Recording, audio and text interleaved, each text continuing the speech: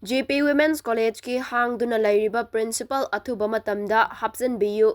Haplakadoriba principal adu college asigi atmosphere ningthina khangba college asida oza oiba senior most amana oihanbiyu haina GP Women's College Students Union gi General Secretary Thokchom Yaifabina Fongdokre. Ngasi GP Women's College ta pangthokiba pawgi mifam amada mahakna haikibada college asigi principal matam loikiba maramna Hangduna leire. Masi Athubada matamda hapinaba mari leinaba singna thabak paikhatpiyu. College asigi principal asi college asida oza oidaba mioi hapiganu college asigi atmosphere khangba hanadagi oza oirakpa most senior amana oihanbiyu. Hiramasigi matangda DMU gi authority ga wari sanarubasu leire adubu ningthina response piraktaba asi nungaite. Athubada principal asi hapnaba hotnabiyu. Karigumba regular principal hapakpada atopadagi hapakpa taragadi akanba khongjang changsilakani haiki. अखोई GP Women College असगी हुजी principal की post हांगदुना लेरिबा असि अथुबा मतमदा हापचिनबियु हाइबसिनी